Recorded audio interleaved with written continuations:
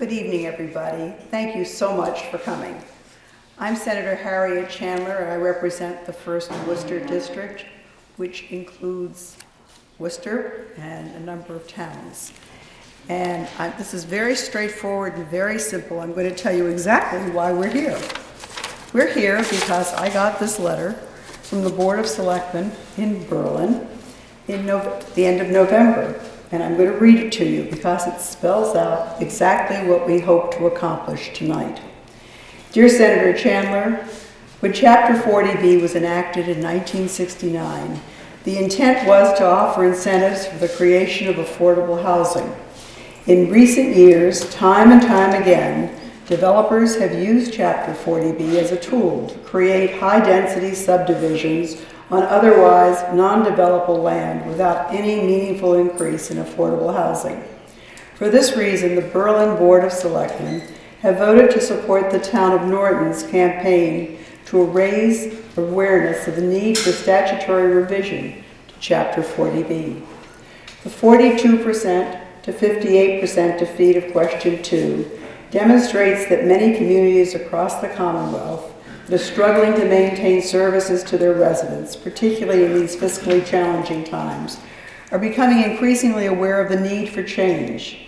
We respectfully request your assistance by organizing a forum at which municipalities may offer changes to the law that would make the program more equitable to the communities and future property owners. We look forward to working with you on this and on other matters in our efforts to maintain and hopefully improve important services and programs for our citizens. Sincerely, the Board of Selectmen. It's signed by Valerie Bradley, who is the clerk of the board. That is, in a nutshell, why we're here tonight. And we are here basically to listen to you. There are a couple of things I want to do before we start the listening part of this. I want to read to you the communities and the results of the referendums that occurred in the November election. And Representative Levy and I represent these towns, and so it is appropriate that we tell you how they voted. Berlin voted 53% yes. Boylston voted 55% no. Clinton voted 59% no. Holden voted 57% no. Marlborough voted 57% no. Northborough voted 59% no. Paxton represented 54% no. Princeton represented 55% no. Southborough voted 51% no. West Boylston voted 51% yes. And Worcester voted 65% no. We are here to listen. We know this is not a perfect law, but we know that this is the law of the land. We also know that we are going to listen carefully to you and listen for your corrections, your additions, your changes. And hopefully we can improve the law and make it more equitable and more transparent. I am delighted to have a new partner here in Berlin. And I'm very pleased to represent, and here is Valerie Bradley, actually, who wrote the letter I just read. So I'm very pleased, though, to be able to introduce to you Representative Stephen Levy, who is brand new to the legislature, just voted in. Thank you, Senator. Good evening, everybody. As the Senator just said, I am the new representative for the 4th Middlesex District, which consists of Marlborough, Berlin, and Precinct 1 in Southborough. And like the Senator also received this letter. And as she said, that is why we're here tonight, to really hear the concerns, not just from Berlin, but if anybody else is here from surrounding communities as well, but to receive your input on the subject of 40B. Obviously, by the vote that the Senator just read, this was a fairly close issue in most of these towns, 40 to 50% for or against. And there may be people here, on either side of that issue. Maybe you have your reasons for supporting and the reasons for opposing. Obviously, it's a contentious issue in some towns, and some towns have very serious concerns about the subject. Some towns have met the 10% criteria, others haven't. So, and with the new census numbers coming out, obviously that could all change, because it's all based on number of units and the population or the housing units in each town. So, obviously, we've heard over the years, several concerns, several issues about the law. As the senator said, we definitely know it's not perfect, but the people of Massachusetts voted not to repeal it in its entirety. So if we're not going to repeal it, then the question is, what can we do to fix it?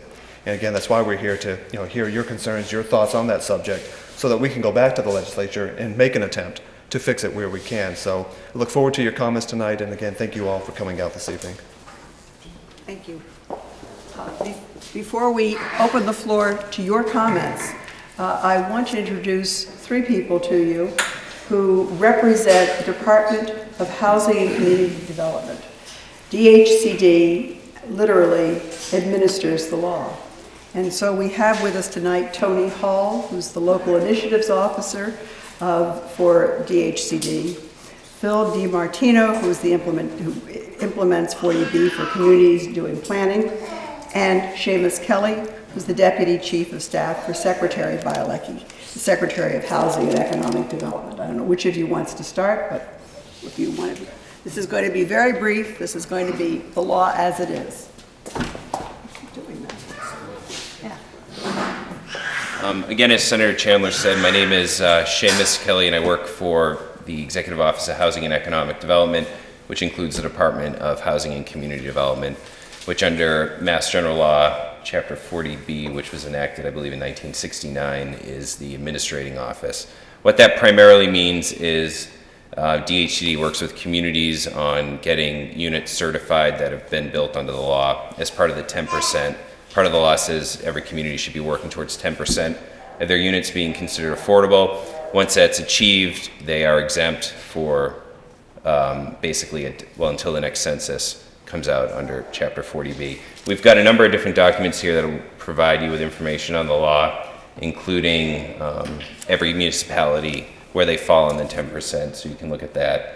And then we've got Phil DiMartino. Among the things that he works on are certification of units and housing production plans, which is under, it's part of the regulations for 40B that allows towns to sort of plan out where do they want to see housing growth under 40B, where can they get sites permitted so that they're not subject to a developer sort of showing up on the scene and deciding that I'm going to build in one spot. I think I'm characterizing this fairly well. And then Tony works on the local initiative program, which we also have handouts on. That is a partnership between towns and the state and developers.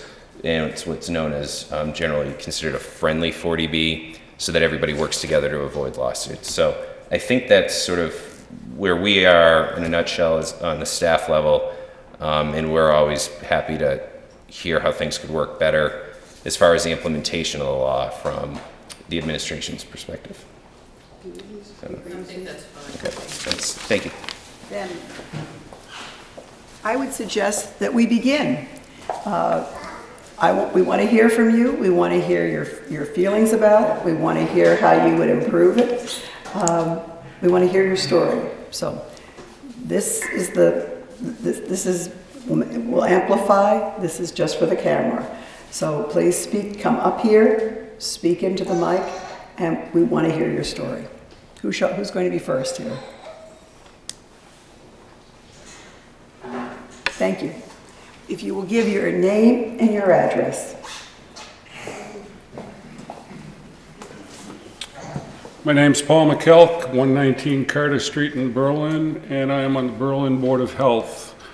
A number of things about 40B. Hopefully someone here has some answers. If not, it would be nice if we could get some answers. One of my ruminations about this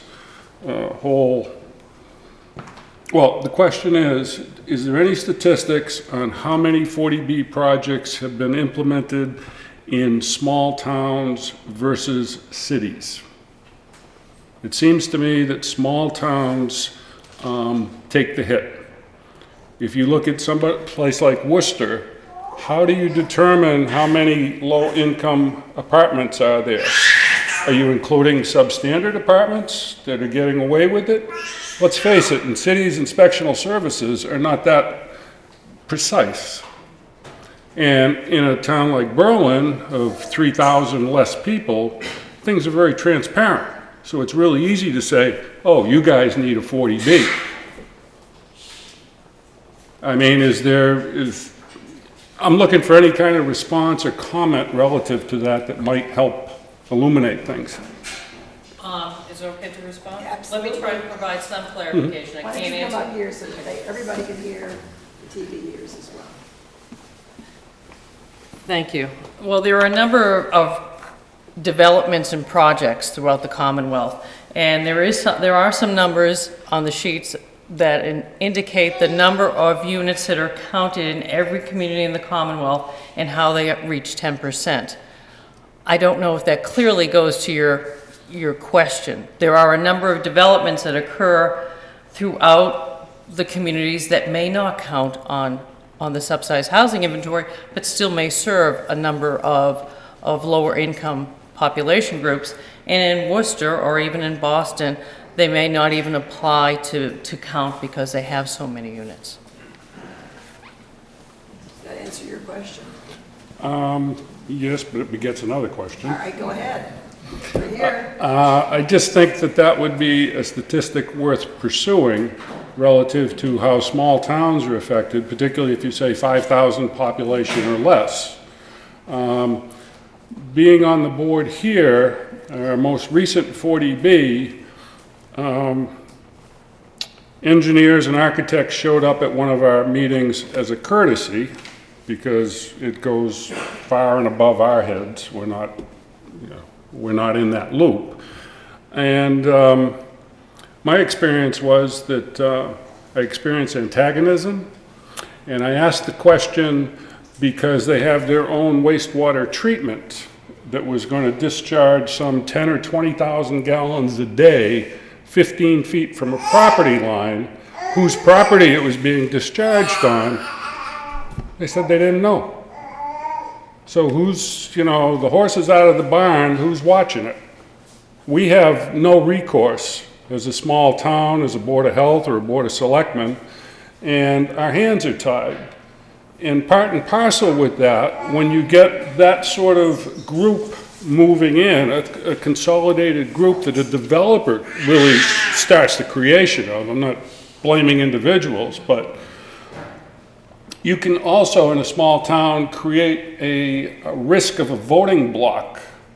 There are people that live in a small town all their lives, or for decades, as I have, and all of a sudden there are X number of units of people from outside.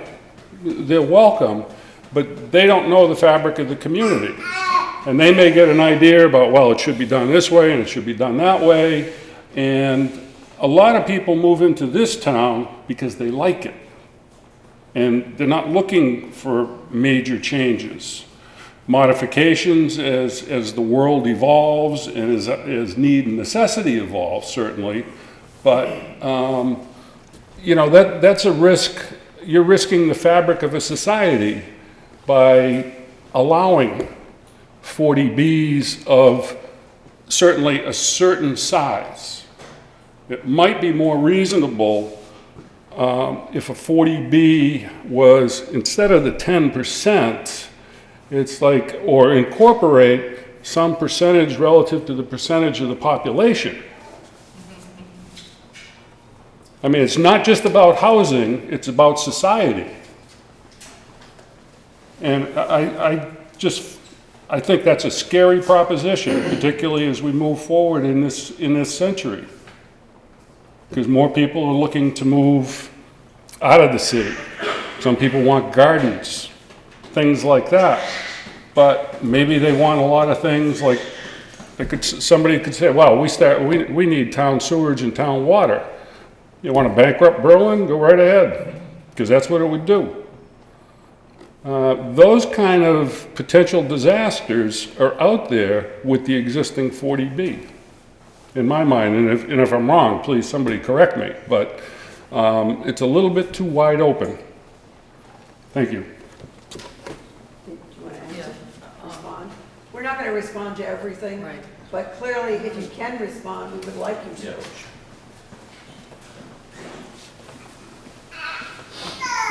I'm Phil DiMartino, and I run the housing production program. One thing to remember is there's been two major sets of regulatory changes back in 2003 and again February 22nd, 2008. One of the big changes was we've capped the size based on your year-round population. Now, off the top of my head, I'm not sure what the numbers would be here. But in other words, before 2008, somebody could come in here and theoretically oppose a 400-unit rental. That wouldn't be allowed now. There's also caps on how many 40Bs can be seen in front of the ZBA at one time. It's limited to 3. I think what's happening, you make a lot of good points as far as city and more rural communities. The truth is, a lot of the communities that have been able to hit 10% are cities because they have a very large existing public housing stock. So what you see, places like Worcester, Lawrence, Holyoke, Boston, Chelsea, 40B is not an issue for them because they're over 10%. So when the housing market was hot, places like this that were just outside of 495, there was a lot of 40B activity in here, in northern Worcester County, 495, because that's where the population was moving. What's happening now is things have slowed down, so you're not seeing as many 40Bs as you were 4 or 5 years ago. So that's why it's a good time to do some planning and sort of, talk to us. If you have an affordable housing plan, developers look at these pretty closely now.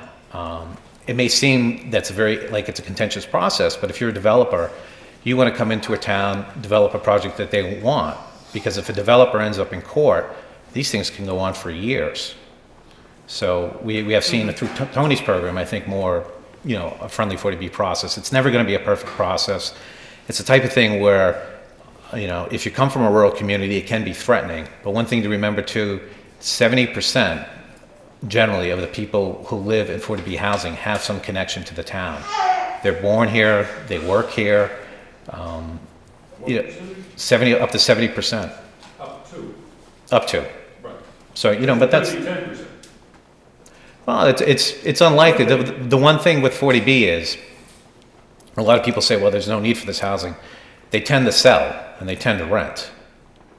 So, I would just keep that in mind, that 70% of the people that are in 40B are probably local people.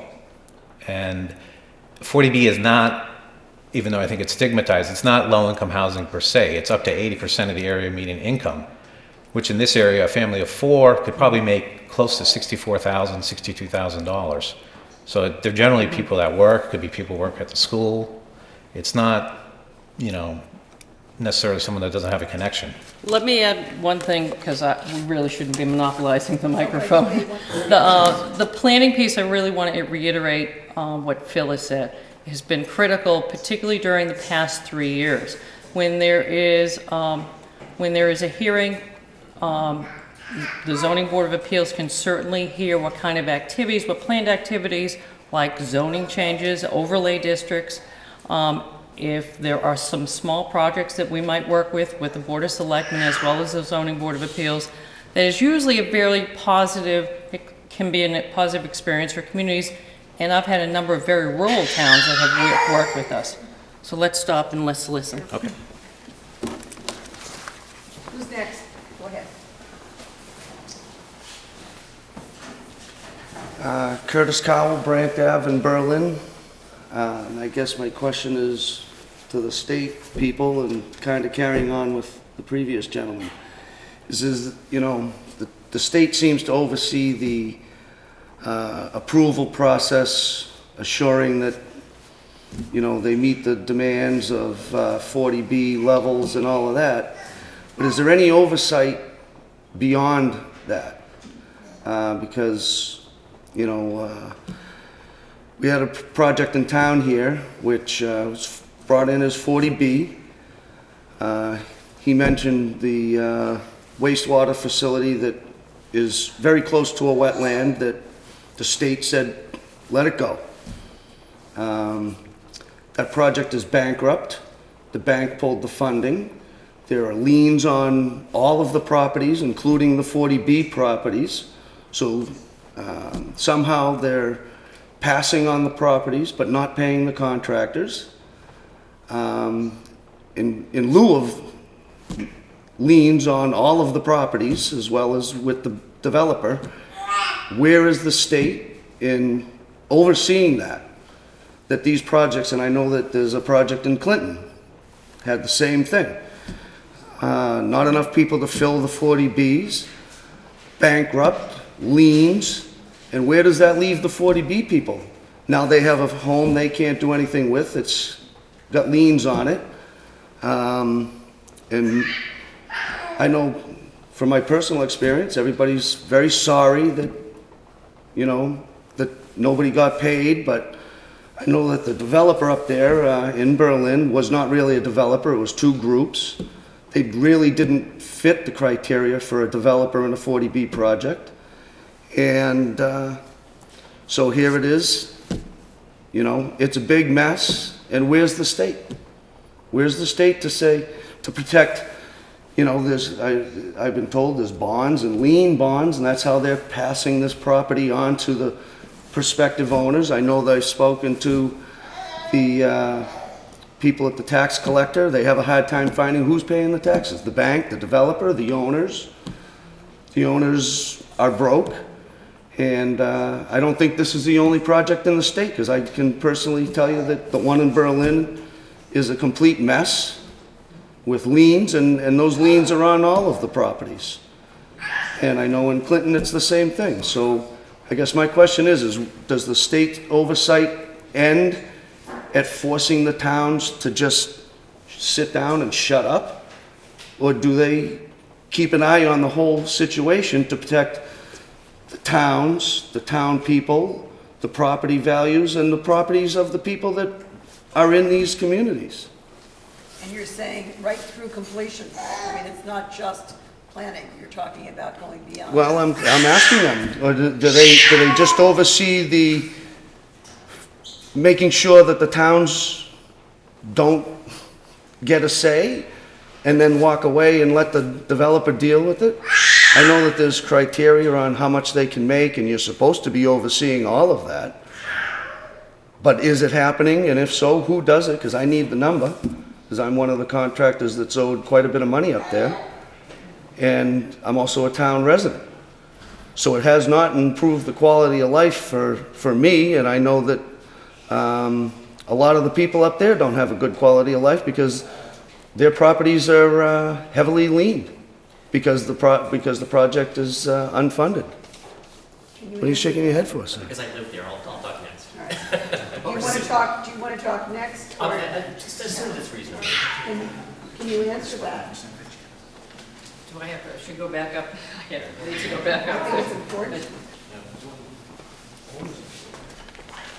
I cannot totally answer you because I don't know the project. I know it is not one of the local, I run the local initiative program, which is one of the 40B programs.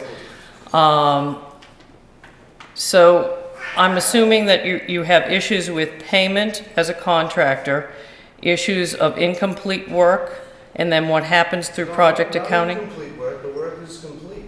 Okay.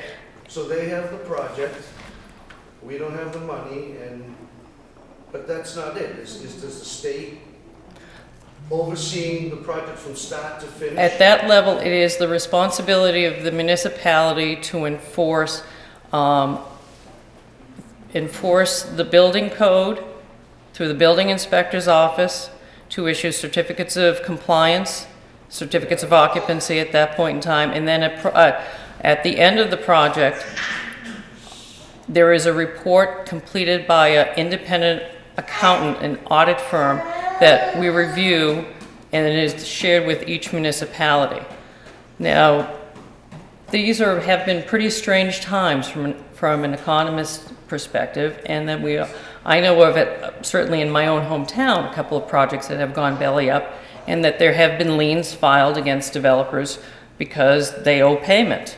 I've also been involved where there have been projects that have been foreclosed on, and the projects have been completed. But without knowing the specifics of your project, I can't direct you to where you should be, who you should be talking to. So perhaps offline in the corridor, I can give you some names that you perhaps can talk to.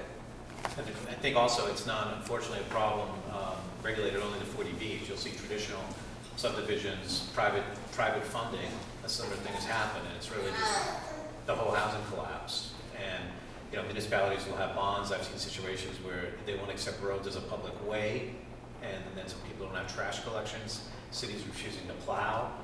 It happens in 40B, but it also happens under traditional subdivisions that don't have a dollar public money in it. I'm not saying it's not a problem, but it's a problem both with 40B and non-40B projects. I recognize that, but it's also, those 40B projects are unique because the state does have a hand. That's right. They have a heavy hand in it's a high density and as he said, in a small town that was,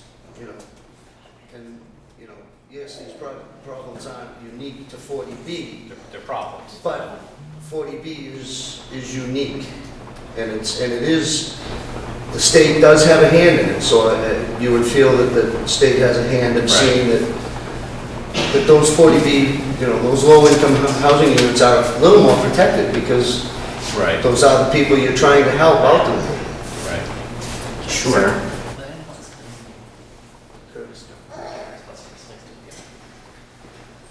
Well, this is interesting. It's not what I was expecting coming here tonight. My name is Buzz Harris. I live at 21 Village Lane in Berlin. And I live in the 40B project I think the two previous gentlemen were referring to. And I don't want to devolve into the whole local set of issues, but at the same time, having been run into them, I'll say something about them, but I want to say some things more broadly about 40B. Let me do that first, actually. We are what's called a co-housing community, and basically what that means is a group of families and individuals that get together and want to build housing to live with one another. We want to create a community where people all know one another and agree to live together and share their lives socially to some extent. It's a reaction to, like I used to live in Arlington. I loved Arlington, but I didn't know anybody on my street in Arlington. And so our project doesn't have a developer in a traditional way, but we used 40B to get it built because it's tremendously hard in Massachusetts to get clustered housing built nearly anywhere. And I can say that with a fair amount of experience because I worked with some other people to try to build clustered housing in communities closer to 128, like Concord and Arlington and Waltham and a few other places.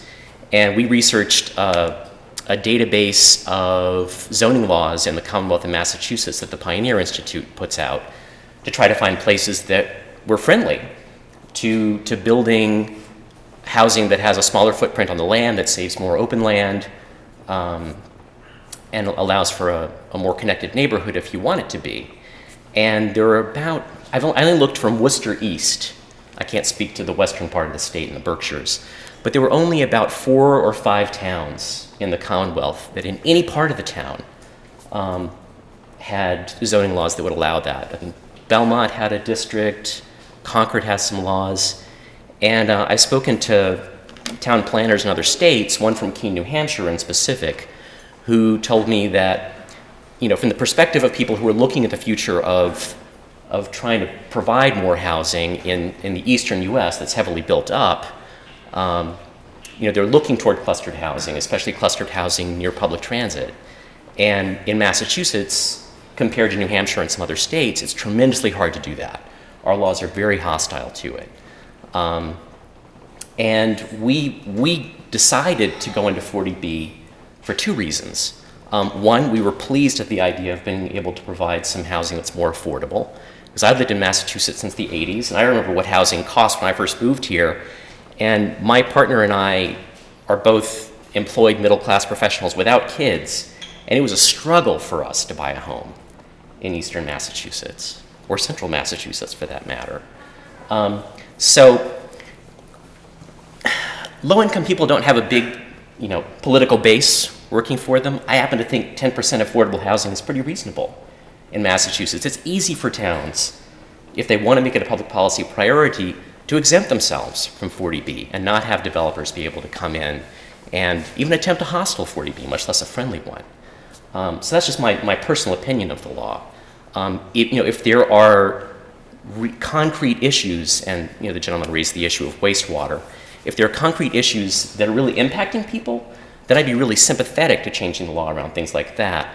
But if it's just that things are changing in some way that I'm not defining that's harming me, but that makes me uncomfortable, I'm less sympathetic to that.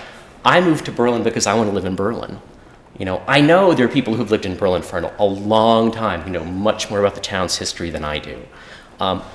I didn't move here to try to change the town. I didn't move here to try to make you unhappy living here. I live here now. I want to get to know you. Anyway, don't take us as aliens, I guess is all that I'm saying. I'm happy to talk to you. But anyway, I suppose I'm supportive of 40B as it stands. I have not heard, and this doesn't mean they don't exist, okay, but I haven't heard a lot of substantive arguments against 40B that say this is the concrete thing on the ground that is going to impact our quality of life, or that's going to impact our tax cost, or that's going to have some specific negative impact on our community. Again, I'm not saying they don't exist, I just haven't heard a lot of them. And I become, I suppose because I'm a suspicious sort, I worry that people who would rather not have low-income housing or more affordable housing in their communities, for reasons best known to them, that kind of argumentation, not having that kind of argumentation, makes me suspicious of their opposition, just speaking for myself. I guess that's all I have to say. I do want to say one thing. People have asked about sort of what follow-up regulation is there. I'm on the board of trustees for Sawyer Hill, and believe me, we talk to the Department of Environmental Protection. They talk to us on a regular basis. We're under very stringent regulation from them in terms of making sure that our wastewater, because I'm on the board that's responsible for managing the wastewater, that it's dealt with, and that it's dealt with according to their regulations. So I know no one likes to be told what to do. No one likes their town zoning laws being overridden. These folks here handled that process, but that doesn't mean the state overall walks away and just says, well, it's done. Believe me, DEP, we have bonds with DEP, we have written arrangements with DEP, and we were not the strong party in that negotiation. That may not make you feel a lot better, but I just want to let you know that we are subject to state regulation. I do want to say something else, because it's been said from this microphone that we're bankrupt and there are liens against us. We're not bankrupt. In fact, the bank has not foreclosed on our properties. There are unpaid subcontractors that our general contractor hired. This gentleman is one of them.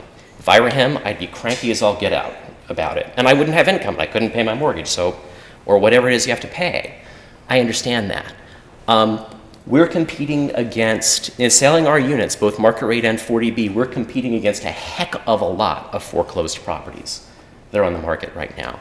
We just signed purchase and sale agreements to sell 2 more units, I think in the last 2 weeks. We're continuing to sell a unit about every 6 to 8 weeks for the past, 6 months, give or take. So it's slow. It is slow. But I honestly think there are 2 issues going on here. There's the effect of the economy on housing right now, and there's 40B, and they're not the same thing, okay? Whether it's built by a developer or built by us, people are having trouble selling anything close to market rate real estate right now. We've lowered our prices and lowered our prices, and I think in the end, not everybody's gonna get paid. Our families put up the money. There was no developer involved, parenthetically. We were our own developer. We put up the money to build this. We are taking the hit. No, you're not. We've lost hundreds of thousands of dollars from our retirement money. I didn't invest from in your project. our families did. I'm not saying you. I mean the ones where we live. Right now, I'm an investor. I understand. We're on separate sides of being unhappy about this, and for very good reasons. You But have a home. You have your homes. You have my word. Where's our money? sir, every time we sell a house, there's a negotiation, and some of that money goes to the general contractor. Yeah. Okay, I think this is not useful for us. We can talk later. Okay. This is about 40B. Yes. So anyway, that's probably good enough for now. Thank you. Sure. Anyone else?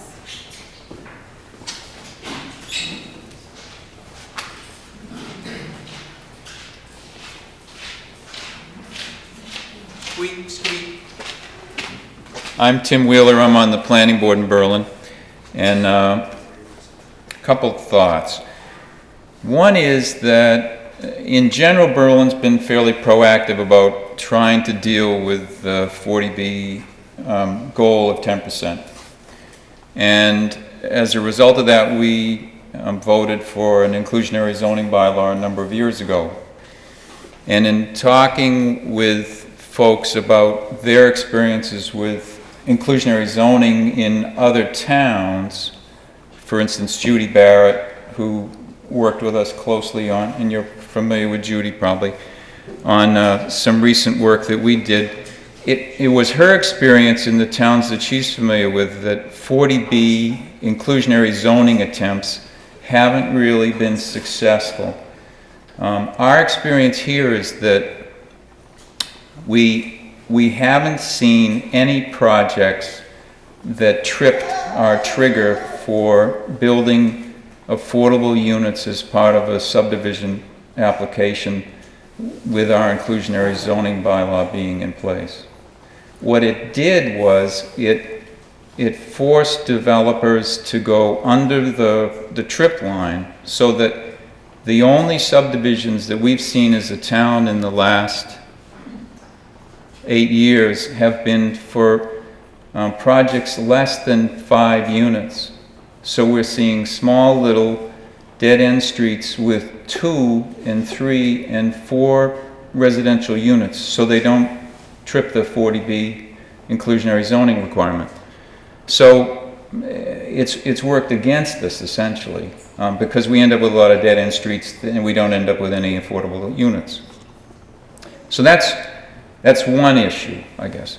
Another issue is that, and this may be impacting Sawyer Hill to some degree, but we had a small 40B built 4 years ago, 5 duplex units, 3 affordable units. Good project, made a lot of sense. One of the affordable units came up for sale. The owner couldn't find a qualified buyer. So Berlin always assumed and hoped that because we said affordable units would be in perpetuity, that we'd hold on to those and we wouldn't have to keep reaching out trying to create more units. But because they couldn't find a qualified buyer, they had to sell it at market rate. The town picked up the residual amount between the market rate and the affordable rate, but we lost the unit. And if you look at Sawyer Hill's experience, how many affordable units have you got now between the 2 projects left? Probably. You mean unsold? Yes. I'm going to guess it's about 8. You built 17 to begin with. Yeah. And they've got 7 or 8 left. So in terms of their total sales, they haven't found people who could qualify for and meet the criteria. So something is askew there. I mean, when you go with the 80% mean for a town like Berlin, and we're included in the Metro West region, so for a Worcester County town, we're relatively well off because you can come in with $64,000 or $65,000 worth of income and qualify, but it still isn't, the demand isn't there for the units that we've created. And that worries me down the road. So somehow, I think there needs to be some conversations with folks that are, for instance, like Sawyer Hill, about what is it that's forcing people not to qualify, leaving them out in the cold. Because there's interest, but they can't meet all the state requirements. And as a result, we've got units that we've said you have to build, but no one can qualify to move into them. And we've lost one out of that duplex project. Another question, I guess, I'll keep going if you want me to. Please. So the next issue in my mind has always been in regard to the way in which we count apartments. Now, Berlin right now is over 10%. And because of a couple of things, I think we'll be over 10% for a long, long time. So we won't see 40Bs on the horizon. I mean, a lot of us will be gone. if I'm a large municipality and I have infrastructure to support apartments, then I can have large projects come in, and those qualify, and I get up over 10% fairly quickly. If I'm a small community and Berlin has no public water or sewer, the likelihood of apartments is pretty limited. And so as a result, we never get that bonus that you get. Now, we were fortunate in agreeing to go with a mixed-use project recently that a lot of you are familiar with. And as a result, 21 affordable units that will be built will be counted as 84. Now that's incredible for a small town. And that's one of the reasons why, and those aren't in our over 10% figure yet, but that's one of the reasons why we'll be in real good shape in the future. But it doesn't seem fair, in a sense, that communities without water and sewer are held to the same standard when they really don't have the infrastructure to build those apartment complexes and can't get that extra bonus. So I'm always concerned about that. Now, Berlin has got 160 apartments in town. And a lot of those, in our mind, rent for a figure that would be classified as affordable. But the individuals that live in them, in a lot of cases, probably wouldn't qualify. And the owners that own the property probably wouldn't be interested in going through the process with the state to go through the lottery and all that. Are these older stock? Many, many, many. This is an ongoing problem. So somehow it seems as though small towns, and I would think this would be particularly true of towns in western Massachusetts, if there was some way to tweak the process so that people that were qualified as, needing affordable housing could somehow get into, if they were utilizing that stock of older housing, they could get credit for it on the community basis. But the problem still is going to be this whole notion of how do you run the lottery and how do you guarantee that these are subsidized for a longer period? I mean, they're not subsidized housing, really. It's just housing that exists that's below market rate, so it would meet the 80% requirement, that sort of thing. That's probably enough. No, if you have more, please. No. Could I give some numbers about Yeah. the problem you just raised? Is that- Yeah, I'm done for now. I just happen to know Thank you. some specifics about what he's talking about. Sorry, me again. I promise to be 3 minutes or less. Part of what Tim is talking about is it's very difficult to get qualified people to buy 40B units sometimes, because when you look at the financing for the unit, the cost of 40B units, like in our community, runs between $148,000 and $178,000, somewhere in that range. I may be off by $5,000 on one end or the other. When you look at the down payment, which for some FHA loans I think is pretty low, like 3%. But when you do all the math, basically, of somebody within the range of income allowed for 40B, and then you look at how you actually get a mortgage, how much down payment they have to put down, it turns out there's a range of about $5,000 of income where people could actually afford to buy the house. Okay, and if they're slightly above that, say they make, I'm making these numbers up, but say that the range where it's likely to work financially is between $55,000 and $60,000. If they make $60,500, they're out. Okay, but if they make $54,500, they're making just little enough that the banks turn them down. Okay, even with affordable housing provisions. With the likelihood of Fannie Mae and Freddie Mac either going away or being curtailed, and the probable need for the percentage of a down payment going up, even for low-income buyers, I think this problem's only going to be magnified in the future in all likelihood for 40B. So, we catch the engineering end of it, where people come in and say, this is how much I earn, I can afford to buy a house at this range, but there's the $5,000 window, roughly speaking, where if they don't fall right in it, then they either don't qualify or they do qualify under 40B, but they don't earn enough to buy. So if that could be looked at, I think that would help a lot.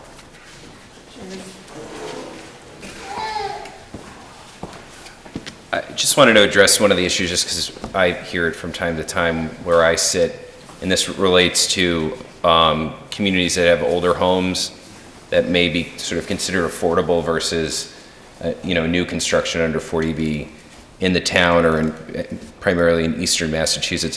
One of the things just to point out is that it's really a statutory issue that's primarily beyond the control of the department.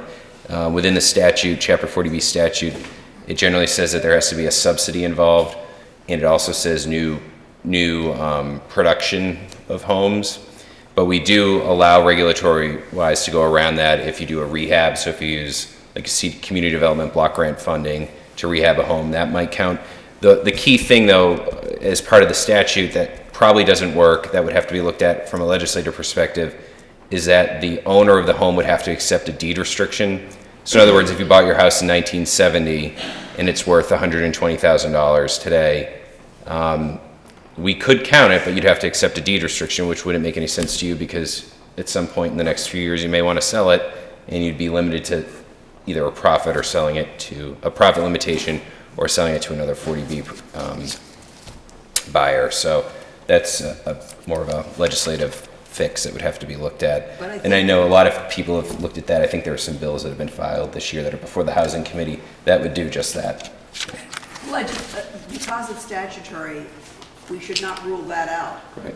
That's what we're here to listen to. Yeah, I just wanted to, just for clarity's sake, point out that the department doesn't have the ability to overrule that, but there are a number of bills that are currently pending before the Housing Committee, and it's a new legislative session, so we'll see what happens.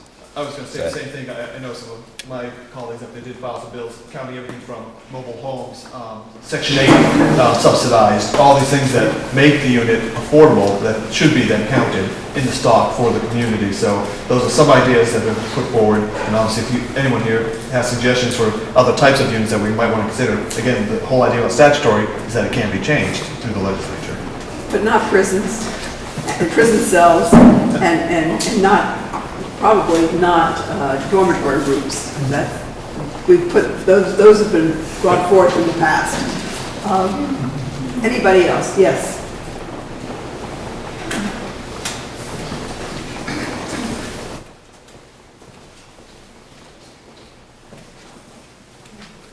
Sorry for his disruption, but I live in the complex where the 40B was. Give us your name, please. Oh, I'm sorry, Rebecca McDonald. I live in the complex where we lost the 40B unit, and I can tell you why. This is Berlin? Yes, it's Whitney Estates, Alden Drive. I can tell you probably why we lost that unit. The condo board that's in place doesn't do anything, raises our fees. I paid $145 a month when I moved in there. My condo fee is now $221. That's a significant increase since 2006. There's another unit owner there that owes over $7,500 in condo fees, and nothing has been done to collect it. Now, when you're selling a 40B unit, the banks are much more stringent as to checking into this information. So even if you have somebody that is eligible to purchase that unit, they're not going to get financed based on the fact that the condo board is not doing what it should be doing. And I've contacted DHCD numerous times. I've contacted CHAPA. I've contacted RCAP. I've contacted the building inspector in Berlin, the housing partnership, the Berlin lawyer. I mean, I can go on for days with the people I've contacted, and no one will help. They say it's a civil matter. Obviously, I'm low income. I'm currently unemployed. I have an infant son. I'm going to be the next unit that you lose to 40B in Berlin if something isn't done to make this condo board follow the deed and do what they're supposed to do. Put liens on these people. This is a businessman who owns his own business. $8,000 almost behind. I've never missed a payment. I can't be paying his way. I need to worry about my son. And I hope that somebody from the state can do something about that. It's not a civil matter. Is there any answer to that?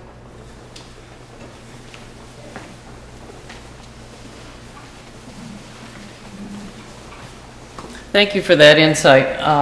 You're absolutely correct. It is the condo board who has the authority to go after and to try to recoup outstanding payments that are due to them. I was on the condo board, and I wrote a letter to all the unit owners, never naming names as to who this person was, because that was a personal matter. And I told them of the problem. This is back when it was in, maybe $2,000 behind. This is back in '08.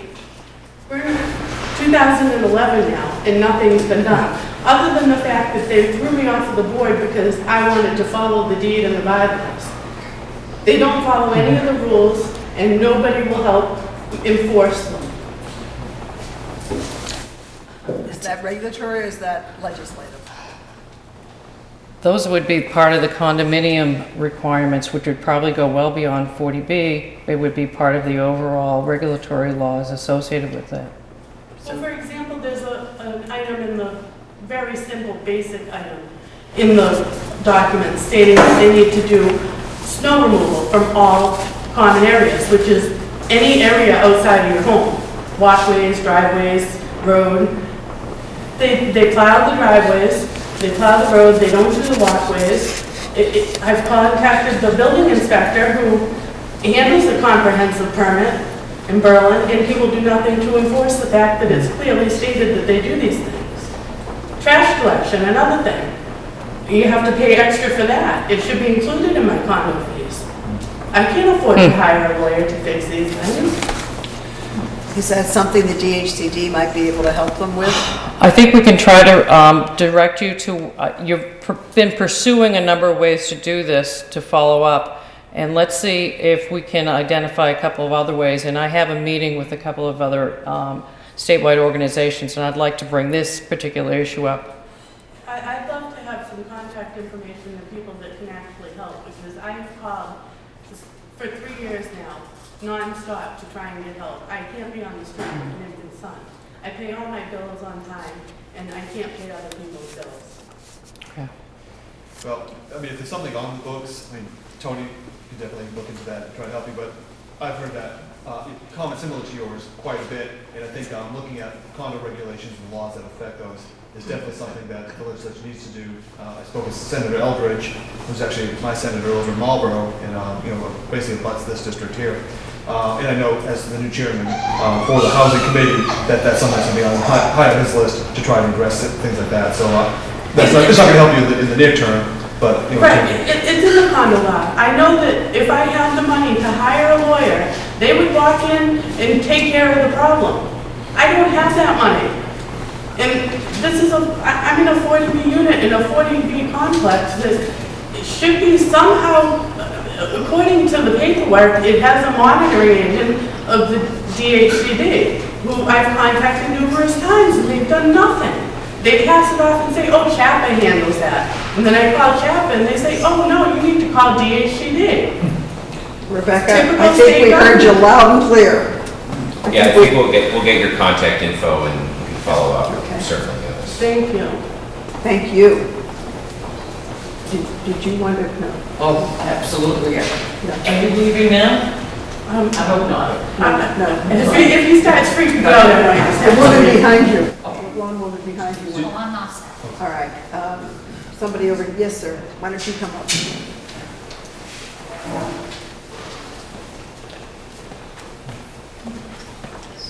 Hi, I'm Ken Porter. I also live at the Sawyer Hill Eco Village, so part of the 40B that's on Sawyer Hill. I'm part of the marketing team, and so, again, I'm an owner and, quote, a developer.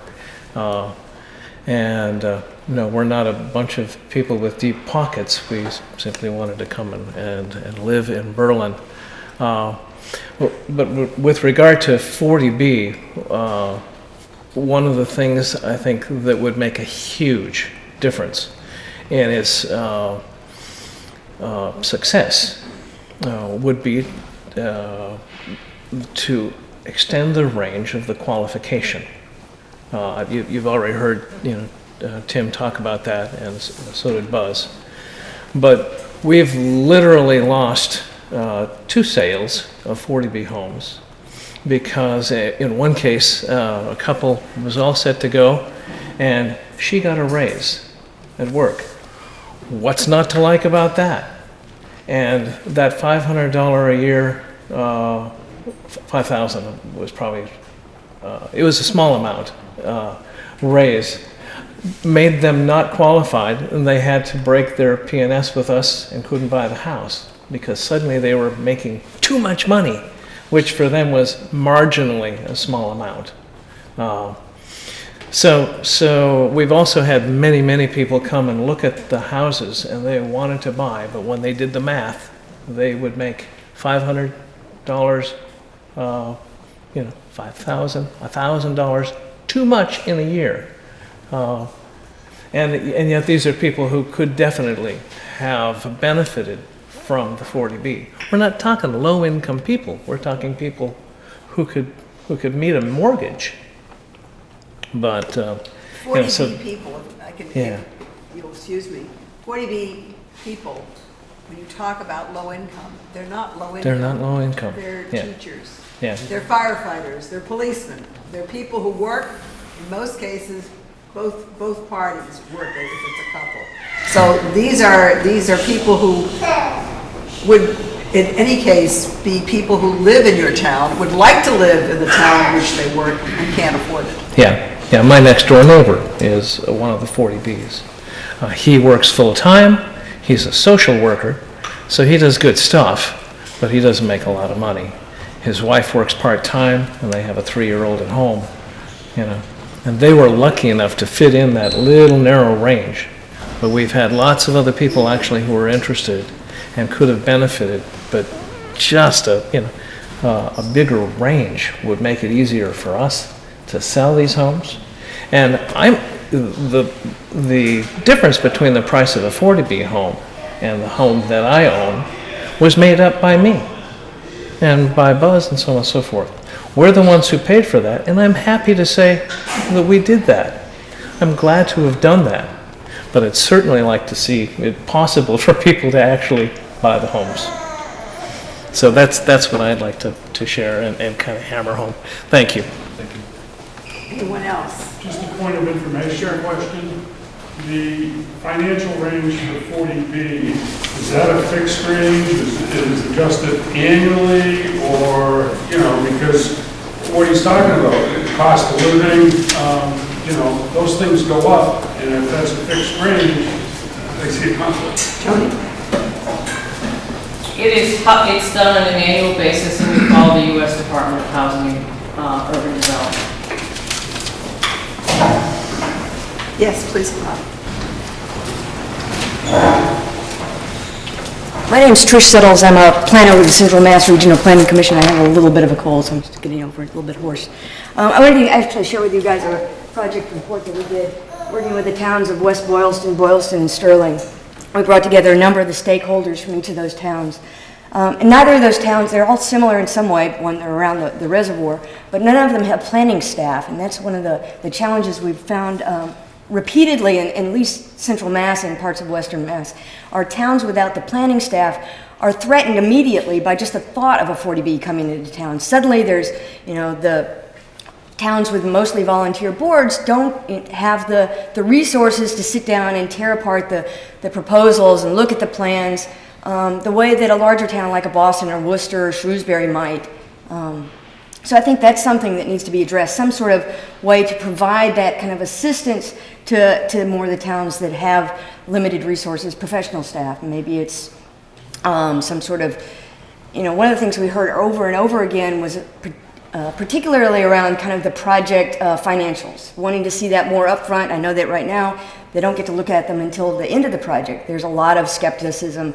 People are worried about who's getting too much profit, when and where. And so I think that gives just the thought of a 40B a negative impression coming in the door. So it may not always be bad, but I think people are very wary about how it looks, and that somebody's always trying to put something over on them. And that may not be the case, but there's that concern.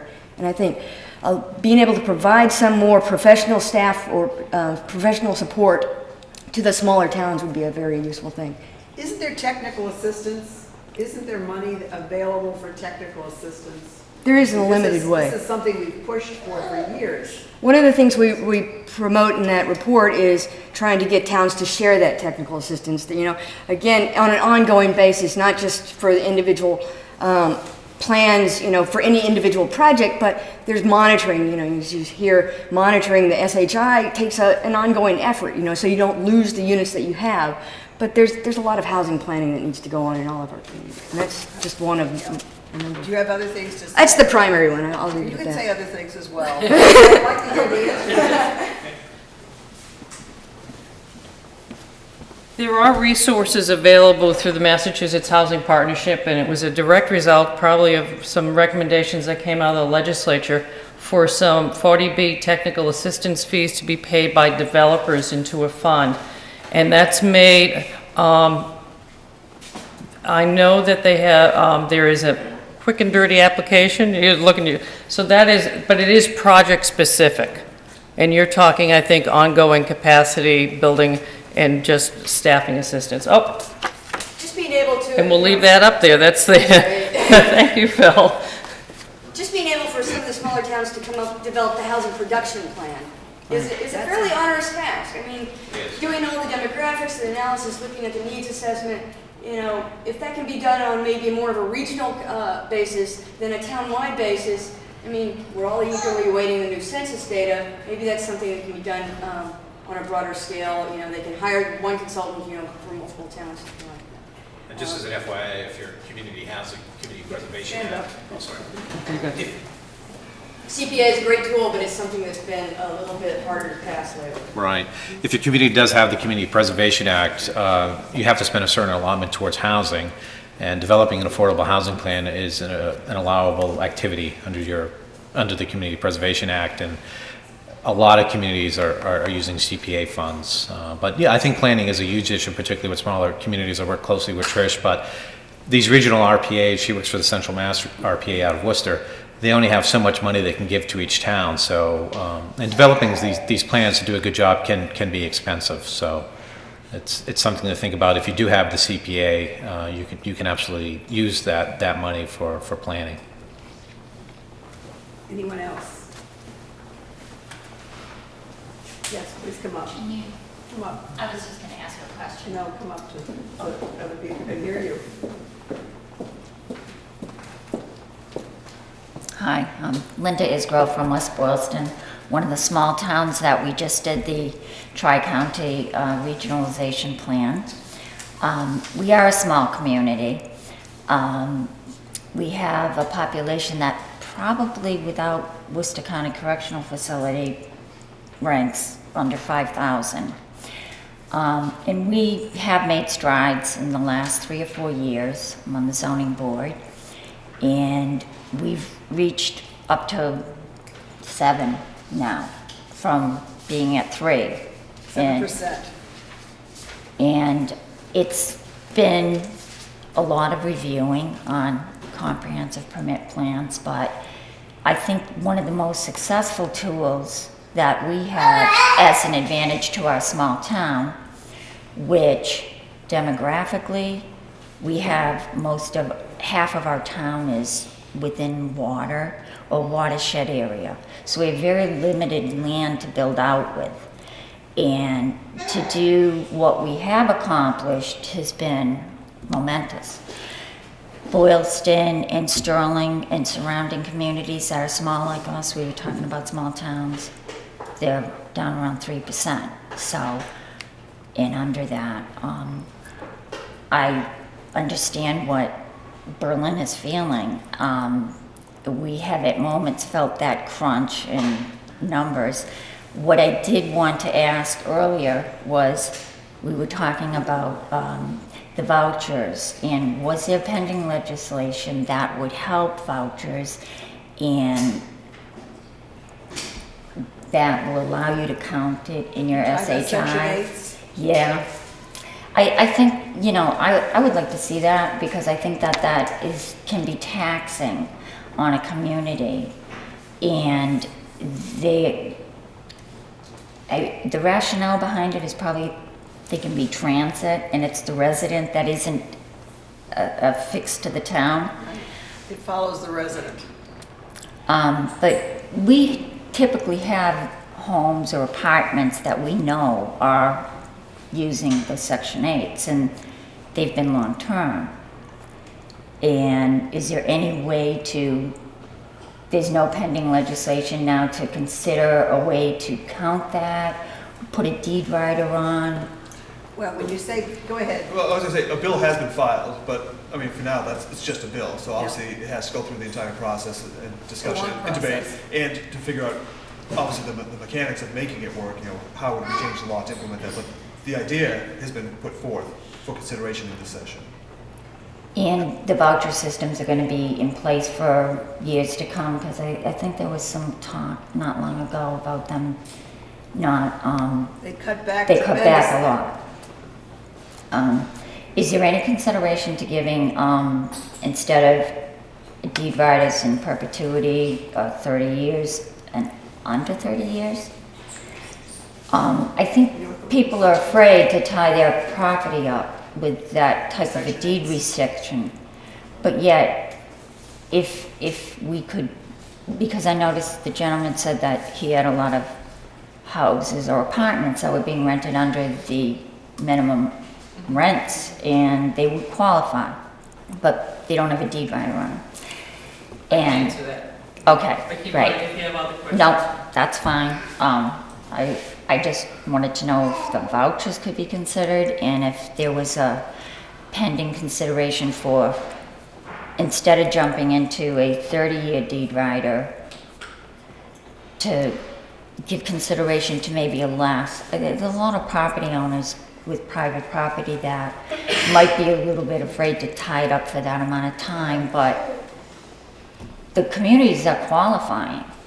I know we have a lot of rental that qualifies and is lower than what the average median income rentals are projecting. So that would be my suggestion. Thanks. Thank you. Let me put some clarification for what is currently in the regulations on what is the term required to have a deed restriction on the property. If it is a new construction, as you said, it's a minimum of 30 years. Oftentimes, it's much longer than that, and I think the project that we're talking about is probably in perpetuity. Yes. It's not unusual these days to hear perpetuity. If it's a rehabilitated unit that's going to be using the comprehensive permit, that's a minimum of 15 years. So you might want to remember that when you're talking with some potential developers. Any other comments, questions, concerns? There are a lot more people here. No one? Well, if there is a representative? I hope we have answered your questions. I hope we have given you the form. Valerie, do you have any thoughts on this? No, I've learned a lot tonight. Because these people are here to try to answer the questions that we can answer. Legislation is in process. It means that we have just filed legislation, and I mean, our legislation in the Senate is just getting docket numbers put on it. And I'm sure the same thing is true in the House. From the docket, it goes to actual numbers. And then it's sent to committee. These go, in most cases, to the Housing Committee. And I would say you have to watch what goes on in that committee. You really have to watch what goes on there.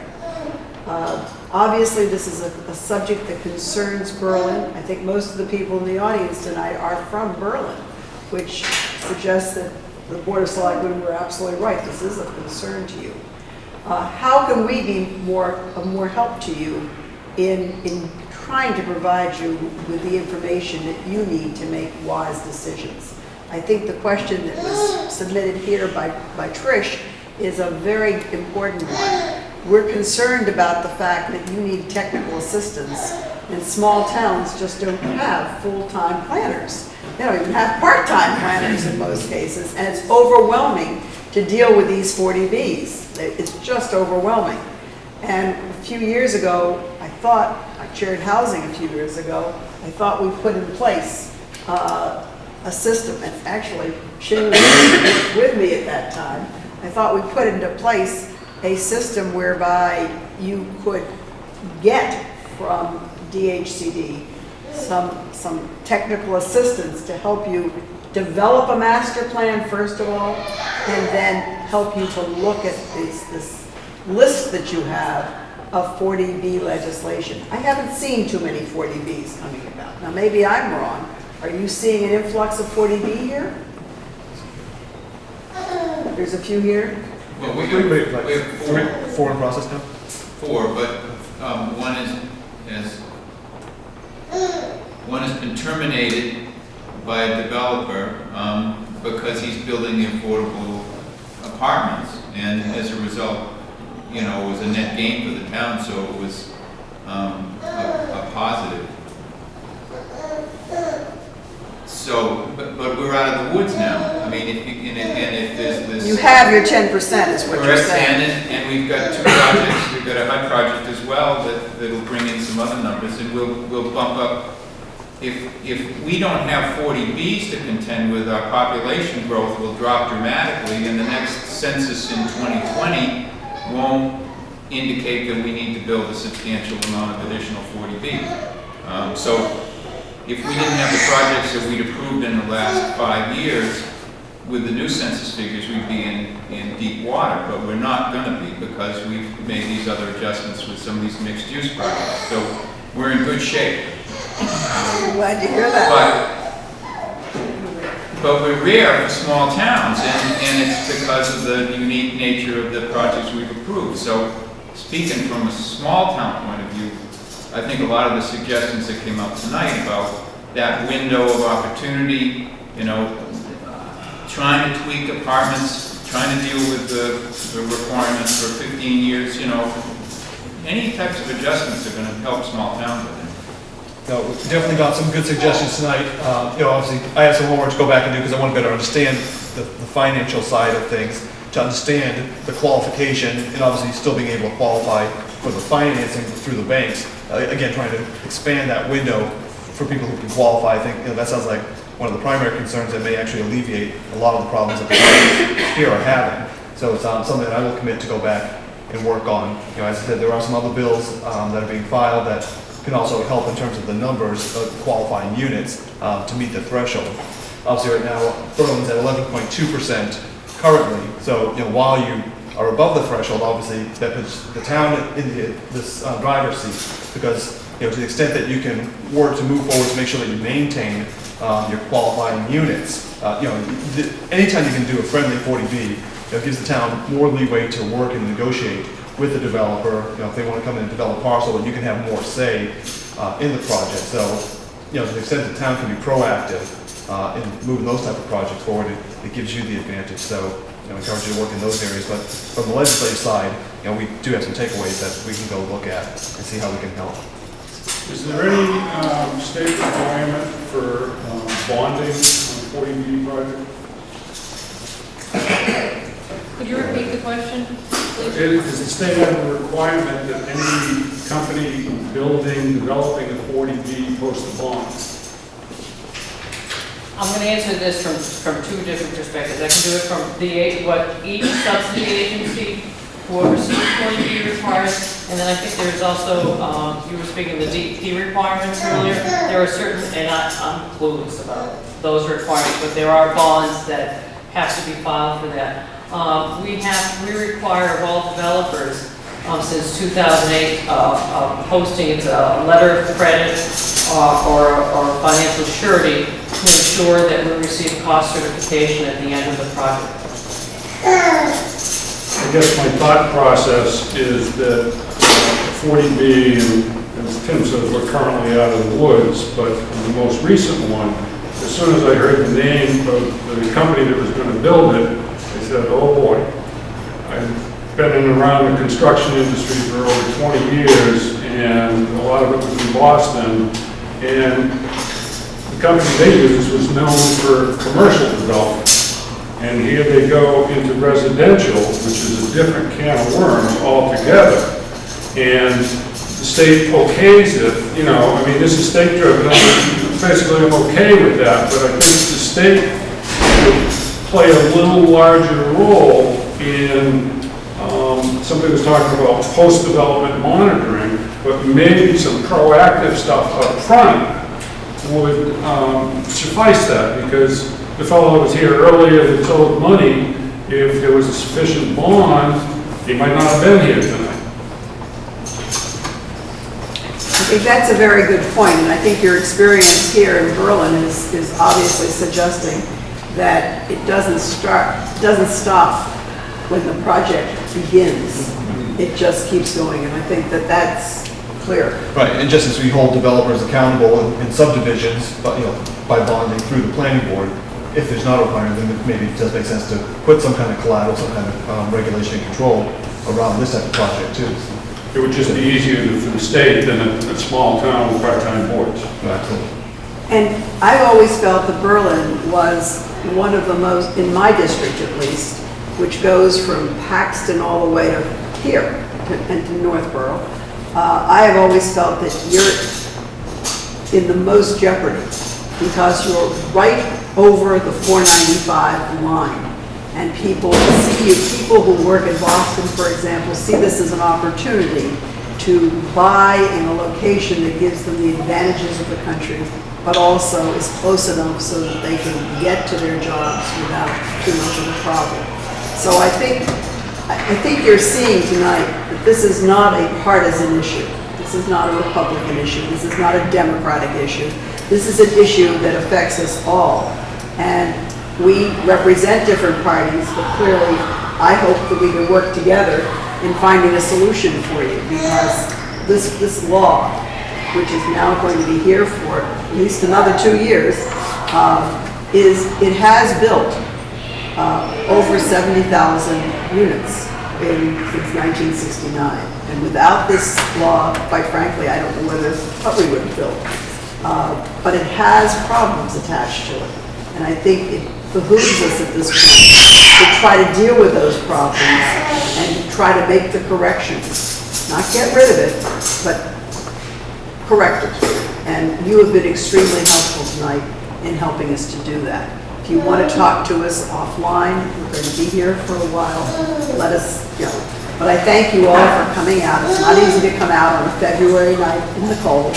And to the people from DHCD, do you have anything that you want to say as final words? No, I just think we've got stuff here if people want to see the percentages of every municipality around the state, as well as information on the two programs that they both run, and just a few other additional fact sheets, so people should feel free to take them if they're interested. This will run on Berlin television, if I'm not mistaken, Berlin cable, so that people who aren't here tonight will have the opportunity to see it as well. Your comments have been very well taken, and hopefully we will follow them with it. Thank you so much for coming. Thank you. Oh, wait a minute, there's one other thing.